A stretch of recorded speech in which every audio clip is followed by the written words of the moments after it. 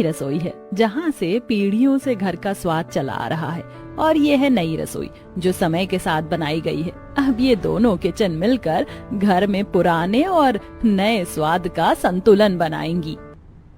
वही सजावट, फूलों की माला, रंगोली और ढोल नगाड़ों की आवाज। दोनों बेटे अपनी अपनी दुल्हन रिया और गौरी के साथ खड़े हैं। सावित्री देवी थाली लेकर आती है जिसमें आरती, चावल और कुमकुम होता है। सास पहले रिया के माथे पर तिलक लगाती है और आरती उतारती है, फिर गौरी के माथे पर तिलक लगाकर आरती करती है। आओ बहुओं, अब से ये घर अब तुम्हारा है। तुम दोनों इस घर में सुख शांति और समृद्धि लेकर आओ। बहुएं एक साथ चावल से भरे कलश को पैर से आगे धकेलती हैं और घर में प्रवेश करती हैं। अगले दिन सुबह का समय होता है। घर में सभी लोग तैयार होकर बैठे हैं। सावित्री देवी दोनों बहुओं को रसोई तक लेकर जाती हैं। बेटियों, आज तुम्हारी पहली रसोई है, ध्यान रखना खाना ऐसा बनाना कि सबके दिल को छू जाए। जी माँ जी। रिया ने माइक्रोवेव ऑन किया, मिक्सर ग्राइंडर में टमाटर प्याज की प्यूरी डाली और प्रेशर कुकर पर चढ़ा दिया। गौरी, तुम इतना क्यों पसीना बहा रही हो? ये लो मिक्सर, 5 सेकंड में मसाला तैयार। रिया दीदी, जब तक दाल और सब्जी में हाथ से पिसा मसाला और घी का देसी तड़का ना डल जाए तब तक खाने का मजा कहाँ? अरे वैसे भी खाना खाकर लोग 2 घंटे में भूल जाते हैं। आज तारीफ कर देंगे, कल सब भूल जाएंगे। कोई बात नहीं दीदी, पर मुझे आदत है।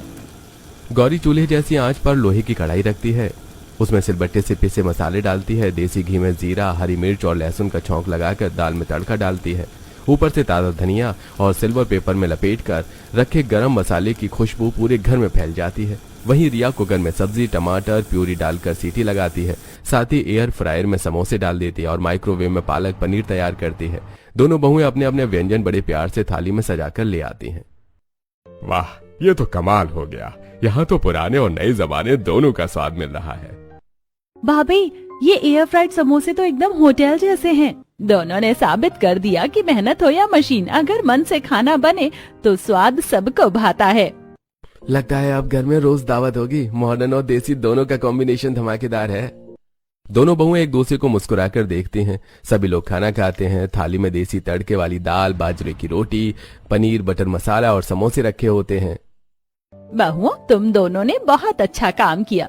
दोनों तरह का स्वाद मिलकर घर का माहौल मीठा कर दिया। मम्मी जी, सब तो ठीक है, बस मेरी ये देवरानी ना, इन्हें पुराने जमाने की तरह खाना बनाना अच्छा लगता है। चूल्हे पर, सिलबट्टे पर, ये सब बहुत टाइम लेता है। कोई बात नहीं बेटा, हमारे घर में 2 रसोई हैं, एक नई मॉडर्न रसोई और दूसरी पुरानी रसोई जिसमें चूल्हा, सिलबट्टा और देसी सामान रखा है। ये तो मैंने खास तौर पर बनवाई थी ताकि किसी को कोई दिक्कत ना हो। अगर तुम्हारी देवरानी पुराने तरीकों से खाना बनाना पसंद करती है तो वो वही बना सकती है। माँ जी, ये तो मेरे लिए बहुत बड़ी खुशी है। वैसे भी वहाँ जेठानी जी के मिक्सर ग्राइंडर का इतना शोर होता है कि मेरा मन ही नहीं लगता। सब हंस पड़ते हैं। सावित्री देवी गौरी को अपने साथ ले जाती है। दरवाजा खोलते ही एक देसी अंदाज की रसोई सामने आती है। मिट्टी का चूल्हा, तांबे पीतल के बर्तन, लोहे की कढ़ाई, सिलबट्टा और ओखली मूसल, दीवार पर टंगे मिट्टी के घड़े और देसी मसाले की थैलियाँ। अरे वाह मम्मी जी, मेरी तो आधी परेशानी हल हो गई। अब मैं आराम से अपने तरीके से खाना बना पाऊंगी। हाँ बहू, अब तू अपनी रसोई में चैन से काम कर। जैसे तेरे हाथ का स्वाद सबको पसंद आ रहा है, वैसे आगे भी सबको तेरा खाना बहुत भाएगा। जी माँ जी। अगले दिन से दोनों अलग अलग खाना बनाने लगती हैं। एक तरफ मिक्सर ग्राइंडर जोर जोर से गूंज रहा है, घू घू घू घू। एयर फ्रायर बीप कर रहा है, बीप बीप। माइक्रोवेव की टिंग टिंग की आवाजें। अरे यार, ये ग्राइंडर भी हर बार इतना शोर करता है, पर क्या करे, खाना तो बनाना ही है।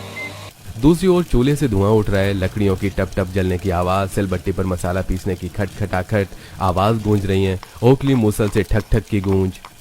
जब तक हाथ से मसाला ना पीसूं तब तक मजा ही नहीं आता। धुआं ही सही पर स्वाद असली बनेगा। ड्राइंग रूम में बैठे घर वाले कान पकड़ रहे हैं। अरे उधर मशीनें कान फोड़ रही हैं और इधर धुआं और खटखट की आवाज। अरे ये दोनों बहुएं खाना बना रही हैं या घर में परात बजा रही हैं? सास गुस्से में दोनों रसोई में जाकर झांकती हैं। पहले मॉडर्न किचन में जाती है। रिया, ये इतना शोर क्यों मचा रखा है? अरे मम्मी, खाना बन रहा है, थोड़ी तो आवाज होगी ही। फिर पुरानी किचन में जाती है। गौरी, ये धुआं और खटखट क्यों हो रहा है? मम्मी जी, खाना बन रहा है, बिना इन आवाज के तो हो ही नहीं सकता। सावित्री देवी दोनों रसोइयों से बाहर आकर ड्राइंग रूम में खड़ी हो जाती हैं। कान पकड़कर बोलती हैं, हे भगवान, ये कैसी 2-2 रसोइयां बना दी। मैंने एक तरफ मशीनों का शोर, दूसरी तरफ धुएं और खटखट का तूफान। मेरा तो सिर ही घूम गया। बाकी घर वाले हंसी दबाते हुए एक दूसरे को देखते हैं। अगले दिन बहू फटाफट सब्जी काट रही है। गैस पर कुकर सीटी पर सीटी दे रहा है। वो जल्दी जल्दी तड़का मारती है, लेकिन सब्जी आधी कच्ची रह जाती है। अरे अभी तक सब्जी पूरी नहीं बनी, चलो बस यहीं तक ऑफिस का टाइम हो गया है, टिफिन तो पैक ही करना है। वो आधी कच्ची सब्जी पति और ससुर के टिफिन में डाल देती है। दूसरी ओर गौरी आराम से मसाले काट रही है। धीमे धीमे चूल्हे पर रोटियां सेक रही है। घड़ी देखकर सास का माथा पक जाता है।